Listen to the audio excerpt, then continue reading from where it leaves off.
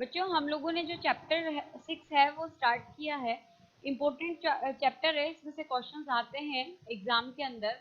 तो देखो हम लोगों ने जो उत्तक है उसकी परिभाषा को समझा था लास्ट वीडियो के अंदर, और उत्तक का जो वर्गीकरण है उसे हम लोगों ने देखा था, है ना।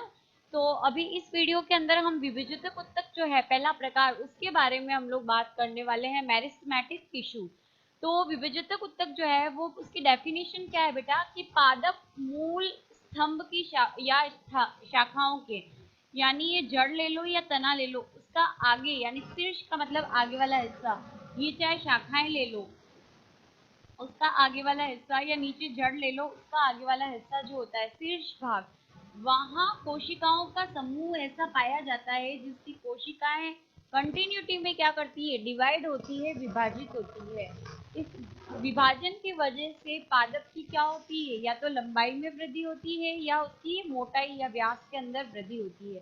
तो ऐसे उत्तक को हम विभाजितकी उत्तक कहते हैं। आ रही बात समझ में कि पादप मूल स्तंभ या उसकी शाखाओं के अग्र हिस्से या शीर्ष पर स्थित विभाजन कोशिकाओं का समूह क्या कहलाता है, विभाजितकी उत्तक कहलाता है। अब इन कोशिकाओं में, यानी ये विभाजितकी उत्तक की कोशिका है, हमें पहचानने के लिए क्या क्या लक्षण मिलेंगे, ठीक है। तो देखो कोशिकाएं वो है समव्यास होगी, आयताकार और बहुभुजाकार होती है। यानी कोशिकाएं जितने भी इस उत्तक में कोशिकाएं होंगी उनका व्यास क्या होगा, बराबर होगा। साइज क्या होगा, बराबर होगा। आयताकार हो सकती है आकृति में, और बहुभुजाकार यानी बहुत सारी भुजाओं युक्त हो सकती है। फिर इनके अंदर एक स्पष्ट आपको केंद्रक देखने को मिलेगा। जीव द्रव्य इसका बहुत ज्यादा गाढ़ा होता है। रिक्तिकाएं जो होती है, जो फूड स्टोर करने का काम करती है, वो इनमें नहीं पाई जाती, और होती भी है तो बहुत ज़्यादा छोटी। इसका कारण ये होता है कि इसके अंदर काफ़ी मात्रा में माइटोकॉन्ड्रिया पाए जाते हैं, क्योंकि कंटिन्यूटी में विभाजन चलता रहता है तो एनर्जी की ज़्यादा आवश्यकता होती है। तो कंटिन्यूटी में उपापचय क्रियाएं होती रहती है। उपापचय क्रियाएं मैं समझा चुकी हूँ, कैटाबोलिक और एनाबोलिक रिएक्शन, है ना। कैटाबोलिक यानी जिसमें क्या होता है, बड़ा अणु टूटता है, छोटे अणु बनाता है। एनाबोलिक मतलब छोटे अणु जुड़कर क्या करते हैं, बड़ा अणु बनाते हैं। पढ़ा चुकी हूँ मैं इसको, है ना। तो उपापचय क्रियाएं जो होती है वो काफी मात्रा में होती है, इस वजह से वहां फूड बचता ही नहीं है, संग्रहित रहता ही नहीं है ना, इसलिए तो माइटोकॉन्ड्रिया की संख्या भी ज्यादा होगी, और रिक्तिकाएं होती नहीं, क्योंकि रिक्तिकाओं का मेन काम क्या है, फूड वगैरह को स्टोर करना, इसीलिए, ठीक है। फिर उसके बाद है, जब भी ये कोशिकाएं विभेदन करती है, मतलब एक से नई कोशिका बनाती है, टूट कर नई कोशिका बनाएगी, तो इसमें हमेशा कौन सा विभाजन होगा, समसूत्री विभाजन होगा। कोशिकाओं के बीच में अंतरा कोशिक अवकाश नहीं होता। देखो यहाँ कहीं पे भी, ये पहली कोशिका है, ये दूसरी है, ये तीसरी है, पर इनके बीच में कहीं पे भी गैप नहीं है। ये एक कोशिका है, ये बिल्कुल क्लोज है इसके। तो ये कभी भी वर्ड आए अंतरा कोशिक, यानी कोशिकाओं के बीच में कोई भी गैप नहीं है। दो कोशिकाओं के बीच, ये पहली और तीसरी, इन दोनों के बीच में कोई भी अवकाश का मतलब है कि अवकाश होता, यानी गैप होता तो ये इस तरीके से होती, जैसे ये ऐसे, ठीक है। ये इधर और इधर, ये बीच में क्या होता, गैप होता, लेकिन इनमें ऐसा नहीं होता है, ठीक है। दोनों एक दूसरे के काफी पास होती है कोशिकाएं। फिर ये कोशिकाएं छोटी, कोमल व सेल्यूलोज की प्राथमिक भित्ति युक्त होती है। कोशिकाओं के अंदर क्योंकि पादप कोशिका है, भित्ति पाई जाएगी, लेकिन भित्ति बिल्कुल कोमल होती है और सेल्यूलोज की पतली सी होती है। क्यों, क्योंकि कोशिकाएं क्या हो रही है, डिवाइड हो रही है, इसलिए कंटिन्यूटी में। फिर है, ये कोशिकाएं जब डिवाइड होती है, एक टाइम ऐसा आता है कि ये अपना आकार बढ़ाती है, यानी दीर्घीकरण, यानी अपना आकार लंबाई बढ़ा लेती है, परिवर्तन हो जाती है, मतलब पूर्ण रूप से विकसित हो जाती है, विकास हो जाता है कोशिकाओं का। तो ये किस में बदल जाती है, स्थायी उत्तक में बदल जाती है। स्थायी उत्तक में क्या होता है, विभाजन नहीं होता है। आरी बात समझ में। तो जब भी विभाजित कोशिकाएं होती है वो दीर्घीकरण कर लेती है, परिवर्तन कर लेती है, तो किसमें बदलती है बेटा, स्थायी उत्तक में। अब हम लोगों ने इसके कई प्रकार देखे थे, तो वन बाय वन अब उन प्रकारों को हम लोग पढ़ेंगे।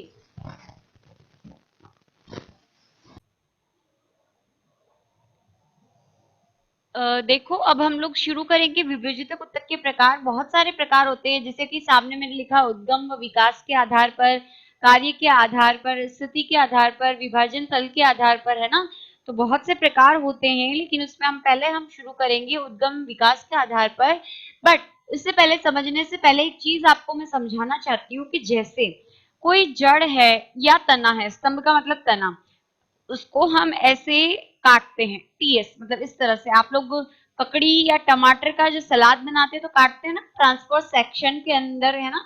तो अनुदैर्ध्य काट जब हम काटते, सॉरी, अनुप्रस्थ काट जब हम काटते हैं किसी भी पादप की, ठीक है, तो जब आप लोग कभी ककड़ी काटते हो तो गोल गोल स्लाइड प्राप्त होती है, टमाटर की इस तरीके से काटते हो तो अनुप्रस्थ काट के अंदर, है ना। तो जब हम तने या जड़ को काटते हैं तो यहाँ पर हमें कुछ स्ट्रक्चर्स देखने को मिलती है। बाहर कोशिकाओं की, जैसे कि सपोज ये तने का है ना, तो तने के ऊपर बाहर कोशिकाओं की जो लेयर मिलती है इस तरीके से, उसे बोला जाएगा बाह्य त्वचा। इसके नीचे एक सेकंड परत होगी कोशिकाओं को, जिसका बोला जाएगा अधस त्वचा। फिर इसके नीचे कोशिकाओं का समूह होगा, उसे बोला जाएगा वल्कुट। ठीक है, दूसरी है अधस त्वचा, तीसरा है वल्कुट। आ रही बात समझ में। फिर आती है संवहनपूल, वर्ड आएगा। संवहनपूल क्या होता है? जाइलम और फ्लोएम मिलकर संवहनपूल बनाते हैं। जाइलम का काम होता है, 9th क्लास में पढ़ा है, जड़ों से पानी को पत्तियों तक पहुंचाना, यानी सारे भागों तक पहुंचाना। मिट्टी से पानी को ग्रहण करते हैं, तो जो जल होता है, जल से जाइलम, जल से जल, जल को पहुंचाने का काम होता है किसका? जाइलम का। और फ्लोएम जो होता है वो क्या करता है? भोजन को, जो है जो पत्तियां होती है वहां से जड़ों तक की कोशिकाओं तक पहुंचाना। तो फ्लोएम का काम होता है भोजन को पहुंचाना। ठीक, तो ये दोनों मिलकर किसका निर्माण करते हैं? संवहनपूल का। ये ऐसी संरचना बन गई, इसे हम क्या बोलेंगे? संवहनपूल। उसके बाद यहाँ पर संवहनपूलों के बीच में अंदर की तरफ यहाँ होती है कोशिकाएं, उन्हें कहा जाता है मज्जा। आ रही बात समझ में? तो इस तरीके की स्ट्रक्चर्स होती है। अब आपको पता है जाइलम और फ्लोएम, जब भी एक बीज है वो अंकुरित होता है तो सबसे पहले बनता है प्रांकुर, ठीक है, और फिर मूलांकुर। मूलांकुर से क्या बनेगी बेटा? मूल। और प्रांकुर से बनेगा प्ररोह, मतलब तना, शाखाएं, ये वाला हिस्सा। आ रही बात समझ में? तो जब प्रांकुर और प्रांकुर से और मूल से, मूलांकुर से मूल का निर्माण होगा तो पहले जाइलम और फ्लोएम बनेंगे, ठीक है, वो तो कहलाएंगे प्राथमिक। जाइलम और फ्लोएम क्या कहलाएंगे? प्राथमिक जाइलम और फ्लोएम, ठीक है। फिर उसके बाद एक पर्टिकुलर टाइम पीरियड के बाद फिर से नए जाइलम और फ्लोएम बनते हैं। आ रही बात समझ में? उन्हें बोला जाता है द्वितीय जाइलम और फ्लोएम। और ये जो बनते हैं इसे कहा जाता है द्वितीय वृद्धि। पौधों में, जड़ और तने में होने वाली द्वितीय वृद्धि। और ये जो प्राथमिक जाइलम फ्लोएम बनते हैं इसे क्या बोलेंगे? ऑब्वियसली बात है, प्राथमिक वृद्धि बोलेंगे, है ना।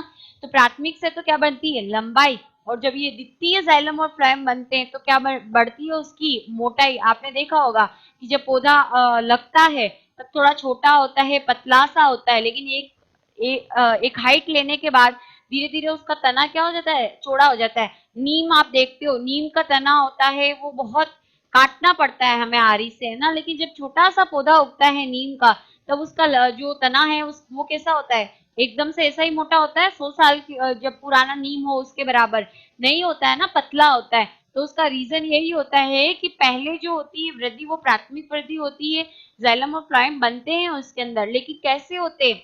सिर्फ पानी और जल को पहुंचाने का काम करते हैं। दोबारा जो बनते हैं जाइलम और फ्लोएम, वो अब क्या करेगी? उसकी मोटाई या व्यास को क्या करेंगे? बढ़ाएंगे। तो द्वितीय वृद्धि होती है। अब ये द्वितीय वृद्धि जो होती है वो किस वजह से होती है, किससे बनती है?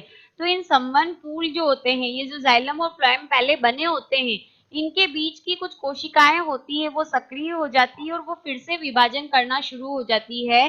तो जैसे ये यहाँ पर है, इस संवहनपूल के अंदर ये जाइलम है और ये फ्लोएम है। इस संवहनपूल के बीच में जो कोशिकाएं हैं जो विभाजन करेगी और क्या बनाएगी? द्वितीय जाइलम और फ्लोएम। उन्हें हम कहेंगे प्राक एधा। क्या बोलेंगे? प्राक एधा।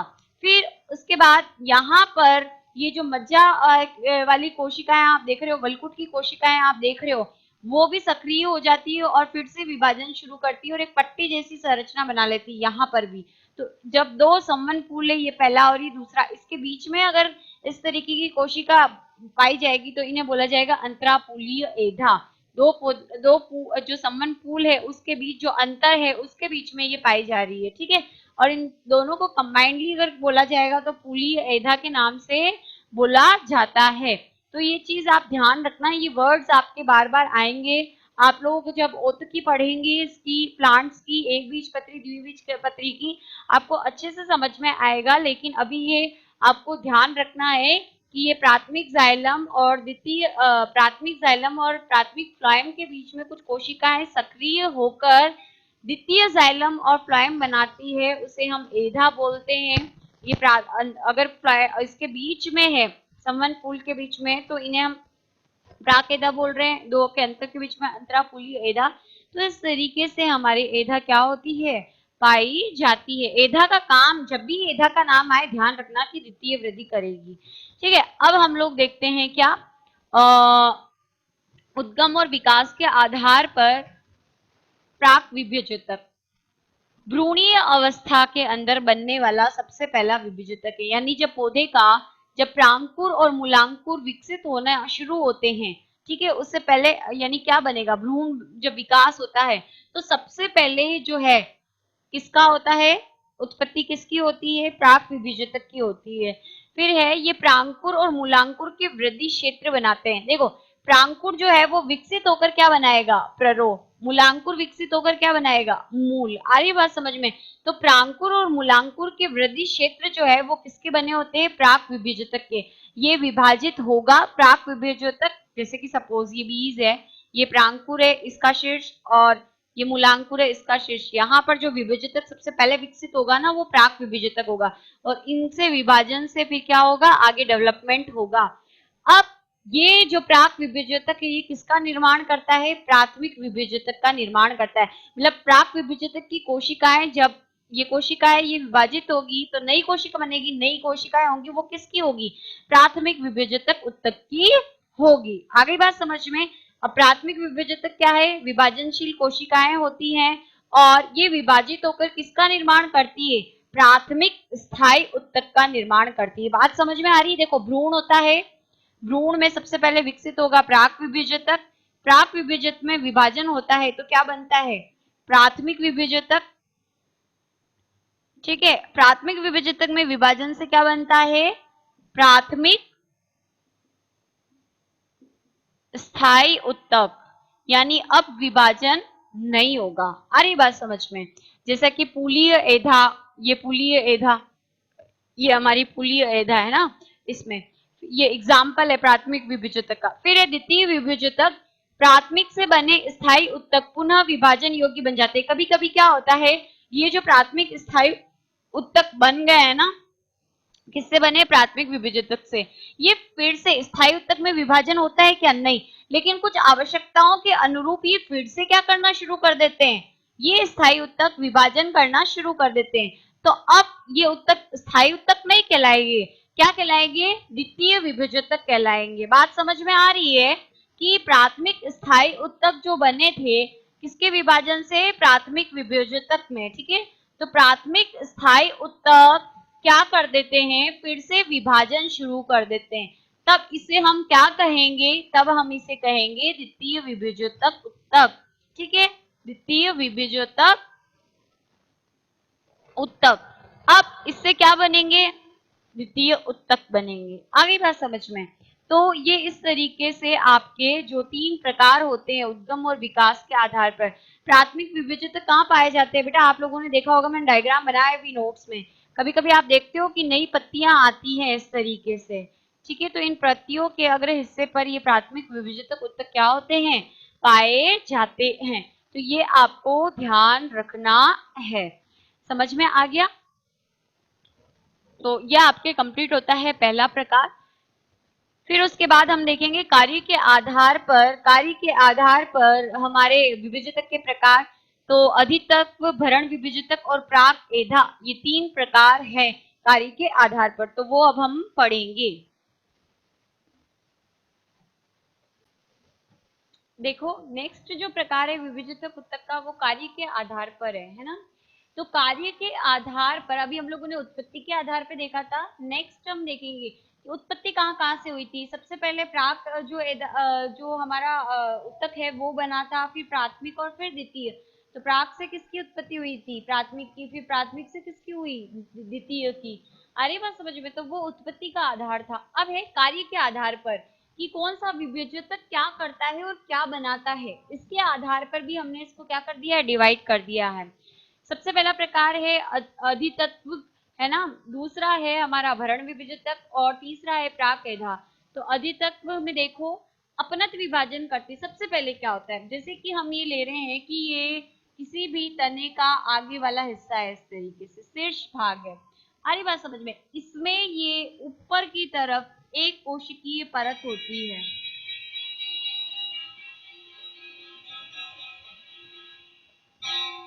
ये इस तरीके से एक कोशिकीय परत होती है, समझ आया, बाहर ही बाहर की ओर।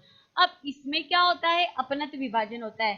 देखो दो विभाजन होते हैं बेटा, एक होता है अपनत और एक होता है परिणत। अपनत हो तो मतलब एक कोशिका ऐसे यूं कटेगी, मतलब ये है ना, तो इसको हम ऐसा लंबा काटेंगे यूं, ठीक है। और अगर परिणत देखते हैं तो परिणत में होता है ऐसे, ये है। अपनत में हम कैसे काट रहे हैं, यूं। परिणत में कैसे काटेंगे, यूं, इस तरीके से बीच से ऐसे। आ गई बात समझ में। तो अपनत और परिणत क्या होते हैं, विभाजन होते हैं। तो दो तरीके के विभाजन होते हैं। तो अधितत्व में कौन सा हो रहा है, अपनत विभाजन हो रहा है, मतलब कोशिकाएं इस तरीके से क्या होती है, डिवाइड होती है। डिवाइड होने के बाद ये सबसे बाहर वाली लेयर क्या बोल रही थी मैं, क्या होती है, बाह्य त्वचा। तो किसका निर्माण करते हैं, बाह्य त्वचा का निर्माण किया जाता है। आगे बात समझ में। फिर आता है भरण विभाजक। भरण विभाजक में क्या होता है, ये जो आप देख रहे हो ना, ये हमारी कौन सी थी, अधितत्व थी, बाहर वाली। अब अधितत्व जो होती है वो बाहरी बाहर होती है। यहाँ पर शीर्ष वाले हिस्से में बीचों बीच कोशिकाओं का समूह पाया जाता है, इसे हम भरण विभाजक कहते हैं। क्या बोलते हैं, भरण विभाजक। अब इसके अंदर क्या होते हैं, अपनत और परिणत विभाजन होते हैं। उससे अधस्त्वचा, वलकुट, मज्जा, या आप देख रहे हो ये वलकुट रहा, ये वाली लेयर वलकुट हो गया। ये कौन सी है, अधस्त्वचा। इसके बाद यहाँ पर एक और होती है अंतस्त्वचा, परिरंभ इसके नीचे और पाई जाती है ना, और ये बीच में मज्जा। तो इन सब का क्या करते हैं, निर्माण करते हैं। वलकुट, मज्जा, अधस्त्वचा, अंतस्त्वचा, परिरंभ। हम लोग जब पढ़ेंगे तो आपको और अच्छे से समझ में आ जाएगा, जब हम इसकी टीएस को पढ़ेंगे तब, ठीक है। अभी सिर्फ आप नाम ध्यान रख लो, आपको सिर्फ अभी विभाजित उत्तक समझने हैं। फिर उसके बाद है प्राक एधा। ये हो गया हमारा भरण उत्तक, ये हो गया अधितत्व। अब इसके बीच में, इन दोनों के बीच में जो कोशिकाएं या उत्तक पाया जाता है वो क्या कहलाता है, प्राक एधा कहलाता है। किसके बीच में, इन दोनों के बीच में। बाहर है अधितत्व, बीच में है भरण, इन दोनों के बीच में क्या आएगा, प्राक एधा आएगा, ठीक है। इसके बाद है ये क्या करता है, प्राथमिक संबंध उत्तक, मतलब सबसे पहले जो बनते हैं जाइलम और फ्लोएम, उनका निर्माण करने का कार्य करता है। उसके बाद हम लोग देखते हैं तीसरा विभाजन का विभाजक उत्तक का प्रकार, जो कि विभाजन तल के आधार पर है। स्थूल या संहति विभाजक कहा जाता है। पट्टी का और पट्टी जो प्रकार हैं इसके तीन, अब वो हम लोग देखेंगे। तो अभी तक हमने दो देखे हैं। एक तो विभाजक उत्तक के प्रकार में पहला हमने उत्पत्ति के आधार पर देखा, दूसरा हमने कार्य के आधार पर देखा, और तीसरा अब हम लोग देखेंगे विभाजन तल के आधार पर, और फिर चौथा है स्थिति के आधार पर। तो वो हमको दो प्रकार और पढ़ने हैं। देखो नेक्स्ट प्रकार जो है वो विभाजन तल के आधार पर है। पहला है स्थूल, दूसरा है पट्टिका और तीसरा है पट्टी। अब स्थूल के अंदर क्या होता है, ऐसा विभाजक उत्तक है जिसकी कोशिकाएं हर दिशा में क्या होती है, अपनत, परिणत, किधर से भी विभाजित हो सकती है, ठीक है। तो सभी दिशाओं में जब विभाजित होती है तो इससे जो बनने वाली संरचना होती है उसका भी कोई प्रॉपर आकार नहीं होता। जैसे कि फॉर एग्जाम्पल इससे होता है भ्रूण कोश का निर्माण। भ्रूण पोष वो संरचना होती है जो भ्रूण को पोषण देती है। इसको पोषण देती है, भ्रूण से क्या बनेगा, पौधा। आ रही बात समझ में, नया पौधा बनेगा। इसी के अंदर होता है प्रांकुर और इसी के अंदर होता है मूलांकुर। ठीक है, प्रांकुर क्या करेगा, प्ररोह भाग यानी तना बनाएगा। मूलांकुर क्या करेगा, मूल बनाएगा। आ रही बात समझ में, यानी जड़ बनाएगा। ठीक, तो ये जो भ्रूण है वो तब इन चीजों में डेवलप होगा जब इसको क्या मिलेगा, पोषण। तो पोषण कौन सी संरचना देती है, भ्रूण पोष देती है। तो इस उत्तक से, इस विभाजित के उत्तक से किसका निर्माण हो रहा है, भ्रूण कोश का निर्माण हो रहा है। सेकंड प्रकार है पट्टी का। इसमें क्या होता है, कहाँ पाई जाती है, देखो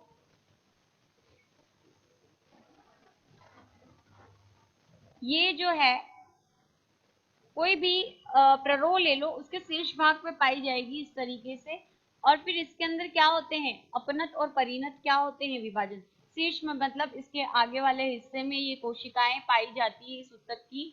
और फिर इसमें परिणत और अपनत विभाजन होता है। अपनत का मतलब पता है ना, यूं, और परिणत का मतलब पता है ना, यूं। ठीक है, तो अपनत और परिणत विभाजन होता है जिससे क्या बनती है, बाह्य त्वचा बनती है। बाह्य त्वचा जो होती है, बाहर वाली लेयर होती है, जैसे मेरी स्किन है उसके ऊपर लेयर है, तो वो क्या होगी, बाह्य त्वचा कहलाएगी। पर्ण फलक, पत्ती आपने देखी है इस तरीके से, इसका ये जो आगे वाला हिस्सा, ये वाला हिस्सा है ना, ये आप देख रहे हो अग्रसिरा, ये क्या कहलाएगा, पर्ण फलक। तो पर्ण फलक का निर्माण होता है। फिर आती है पट्टी। पट्टी के अंदर क्या होता है, शीर्ष विभाजन, ये जो कोई भी जड़ या तना है, उसका जो शीर्ष वाला भाग होता है वहां पर इस तरीके से कोशिकाओं का समूह पाया जाता है। उनमें क्या होता है, अपनत विभाजन होता है, यानी शीर्ष के, कोई भी शीर्ष ले लो, जड़ का ले लो, या फिर शीर्ष का मतलब पता है ना, आगे आगे वाला हिस्सा, यानी ये जड़ है तो उसका आगे वाला हिस्सा। तो इसके अंदर क्या होता है, कोशिकाओं का समूह पाया जाता है, उसमें अपनत विभाजन होता है, जिससे वलकुट, मज्जा आदि का क्या होता है, निर्माण होता है। तो ये हमारा टाइप हो गया। अब आगे जो है हम लोग देखेंगे स्थिति के आधार पर विभाजित उत्तक के प्रकार।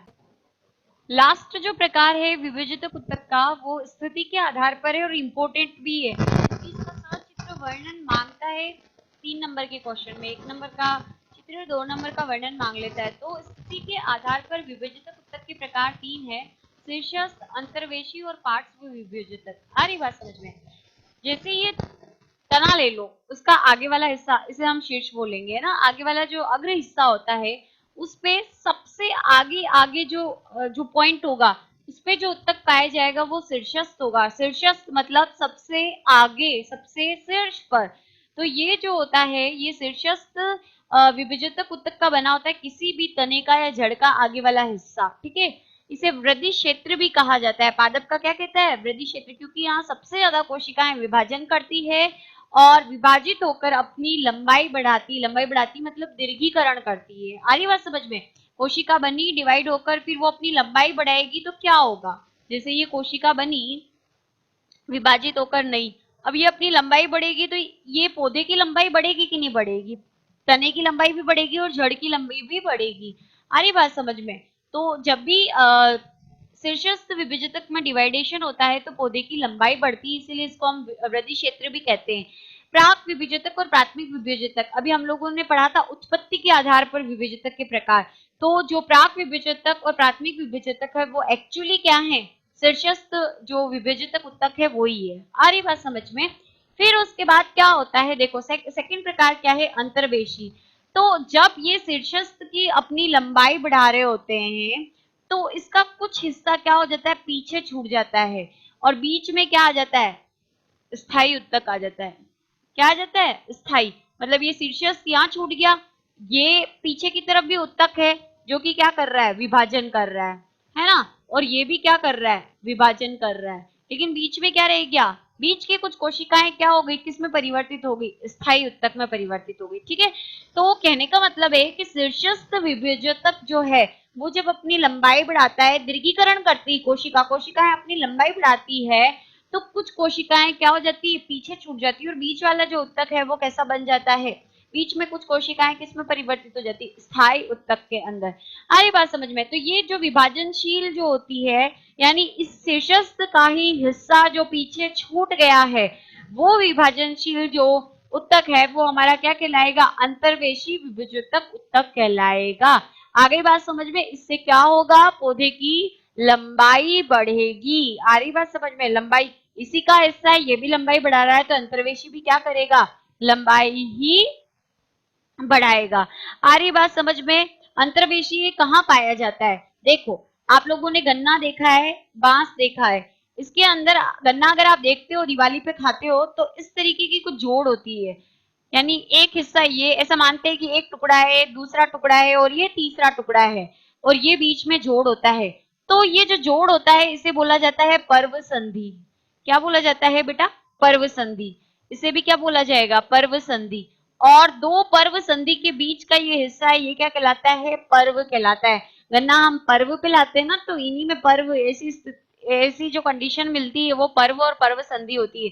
तो दो हिस्सों को जोड़ने वाला भाग तो पर्व संधि, संधि मतलब जोड़ना है ना, तो ये जोड़ने का काम कर रहा है पर्व संधि। और ये भाग जो है वो बीच वाला, ये क्या कहलाएगा, पर्व कहलाएगा। तो ये पर्व संधि और पर्व जो होती है उसके आधार पर, यानी यहाँ पर और यहाँ पर, पर्व संधि का आधार क्या है, ये, और ये पूरा पर्व है तो इसका आधार क्या है, ये। तो पर्व संधि और पर्व के आधार पर अधिकतर हमें क्या मिलता है, अंतर्वेशी उत्तक देखने को मिलता है। आगे बात समझ में। फिर आता है पार्श्व। पार्श्व का क्या मतलब होता है, साइड। ठीक है, तो ये उत्तक किधर पाया जाता है, तीसरा प्रकार कौन सा है हमारा, स्थिति के आधार पर विभेजक में पार्श्व विभेजक। तो ये इधर और इधर, यानी तने के या जड़ के अग्र हिस्से के जो साइड वाली स्थिति है वहां पर ये पाया जाता है। और ये क्या करता है, परिणत विभाजन करता है, यानी इसकी कोशिकाएं कौन सा विभाजन करेगी, परिणत विभाजन करेगी या स्पर्श रेखी मतलब यहां से करेगी। तो इस तरीके की क्या होते हैं, विभाजन होते हैं इसके अंदर। इससे क्या होता है, इन विभाजनों से जो पौधे की मोटाई, जैसे कि ये कोशिका है, ये कोशिकाएं हैं, अब ये इस तरीके से विभाजन कर रही है तो धीरे धीरे क्या होती है, मोटाई जो होती है वो बढ़ती है। ये दोनों लंबाई बढ़ाते हैं और ये क्या करता है, पार्श्व वाला मोटाई बढ़ाएगा। ठीक है, तो मोटाई बढ़ाने का काम करते हैं और इसका एग्जाम्पल क्या है, सम्मन एधा। सम्मन एधा एक पार्श्व विभेजक उत्तक है। आगे बात समझ में, तो ये विभेजक उत्तक है। विभेजक उत्तक का अगर हम जनरली काम देखें तो पौधे की लंबाई बढ़ाना और मोटाई बढ़ाना, द्वितीय उत्तक जो होते हैं, द्वितीय जाइलम, द्वितीय फ्लोएम, इनका क्या करना, निर्माण करना, द्वितीय वृद्धि करना, ये काम किसका है, विभेजक उत्तक का है। तो यहाँ पर आपका विभेजक उत्तक इस वीडियो में कंप्लीट हो जाता है। अब हम लोग जो पढ़ेंगे स्थायी उत्तक देखेंगे। स्थायी उत्तक के 3 प्रकार है, हम लोगों ने पढ़ा है ना, सरल, जटिल और विशिष्ट। तो वो तीनों हमको अलग अलग वीडियोस के अंदर हम देखेंगे उनको।